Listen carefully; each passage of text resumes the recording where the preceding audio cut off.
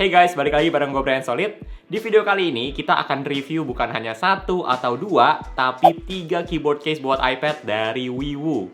Jadi kali ini gue dikirimin 3 keyboard case dari Wiiwu, plus beberapa aksesoris iPad tambahan yaitu iPad stand dan pensil buat iPad, yang akan kita bahas juga di video kali ini. Sebagai catatan, walaupun produk ini dikirimin sama Wiiwu, tapi tenang aja karena mereka kasih kebebasan buat mereview setiap produknya, dan mereka juga baru nonton sama seperti teman-teman juga pas video ini tayang. Oke, jadi keyboard case yang akan kita bahas di video kali ini ada 3, yaitu Magic Keyboard, MagTouch, dan Combo Touch. Nah, yang pertama, kita lihat dulu desain dari masing-masing keyboard case ini.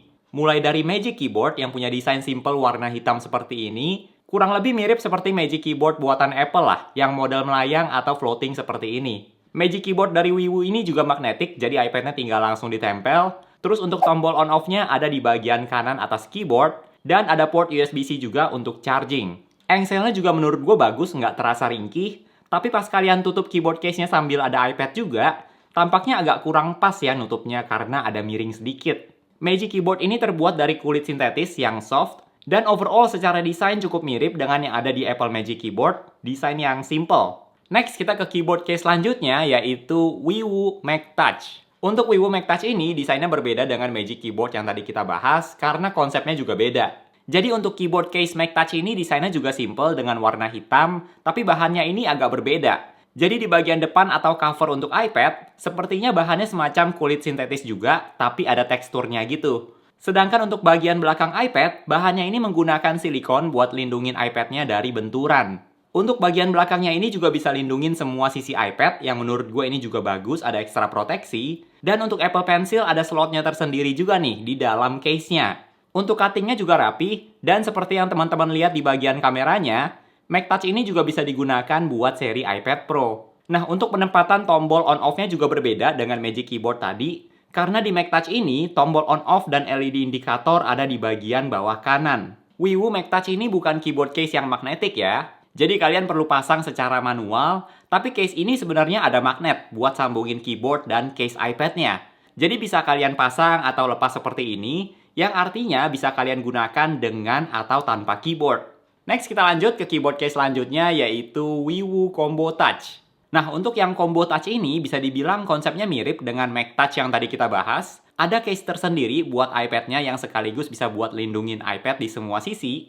Dan case-nya juga bisa dilepas seperti ini.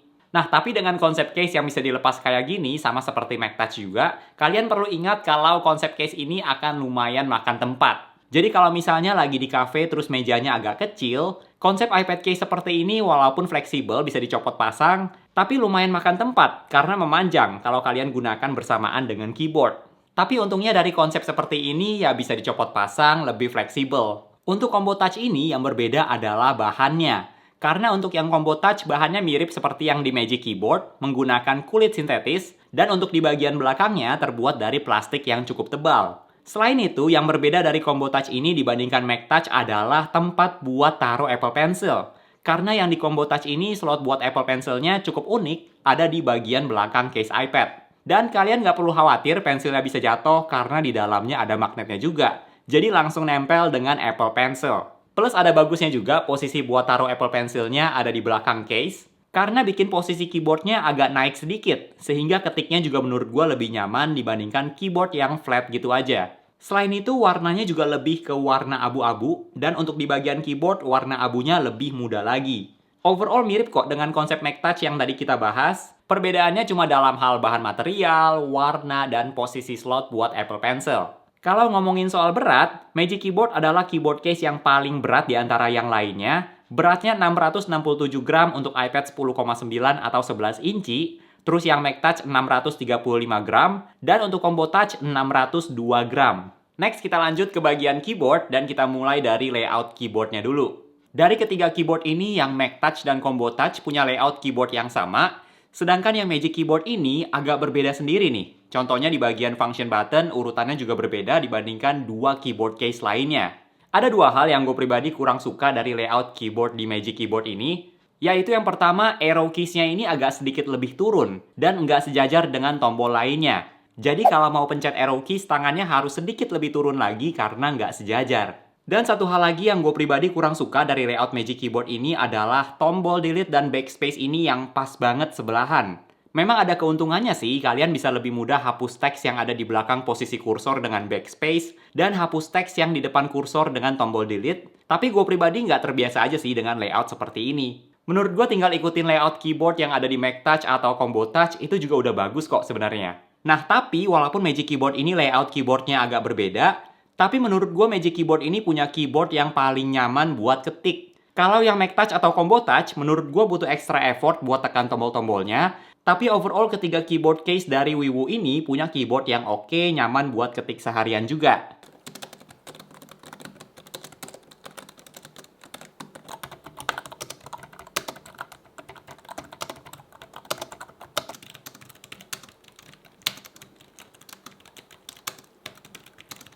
Oh iya, ketiga keyboard ini juga ada backlit RGB dengan 7 pilihan warna dan 3 level brightness. Untuk trackpad dari ketiga keyboard case ini yang Mac Touch dan Combo Touch menurut gua ukurannya udah pas, nyaman buat swipe gesture 2 jari atau bahkan 3 jari. Tapi untuk trackpad di Magic Keyboard, menurut gua agak terlalu kecil trackpadnya. Jadi kadang pas misalnya mau swipe 3 jari, gua sering nggak sengaja swipe-nya sampai keluar trackpad. Kalau soal konektivitas ada delay atau enggak, karena ketiga keyboard case ini wireless menggunakan Bluetooth, jadi sedikit banyak ada delay-nya. Tapi dari pengalaman gue yang Combo Touch dan Mac Touch ini punya konektivitas paling bagus, minim banget delay-nya. Sedangkan yang Magic Keyboard delay-nya lebih terasa. Untuk baterai dari keyboard case ini, yang Magic Keyboard punya kapasitas paling besar 800 mAh dan bisa digunakan hingga 8 jam dengan backlight aktif dan 220 jam dengan backlight off. Sedangkan untuk Mac Touch dan Combo Touch sama-sama punya kapasitas baterai 500 mAh, terus bisa digunakan sekitar 5 jam dengan backlight on dan 55 jam dengan backlight off. Kalau soal baterai menurut gue udah cukup awet kok, apalagi kalau kalian matiin backlightnya itu bisa lebih awet lagi. Oke, sedikit tambahan informasi buat teman-teman yang nonton video kali ini. Jadi ketiga keyboard case dari Wiiwu ini semuanya bisa auto reconnect setiap kali kalian sudah selesai menggunakan keyboard case. Jadi kalian nggak perlu lagi setting dari awal, setting ulang lagi, karena semuanya sudah otomatis langsung connect lagi. Oke, sekarang kita ngobrolin berapa harganya. Untuk yang Magic Keyboard, harganya mulai dari Rp1.799.000 atau 1,8 juta untuk yang tipe iPad 10,9 atau 11 inci. Sedangkan Mac Touch harganya mulai dari Rp899.000 atau sebut saja Rp900.000. Dan yang Combo Touch harganya Rp1.199.000 atau 1,2 juta. Buat teman-teman yang mau tahu lebih lanjut tentang harga setiap keyboard case-nya untuk ukuran iPad lain, kalian juga bisa cek lebih lanjut lewat link di deskripsi video ini. Jadi dari ketiga keyboard case iPad ini, ada plus minusnya masing-masing yang udah kita bahas tadi.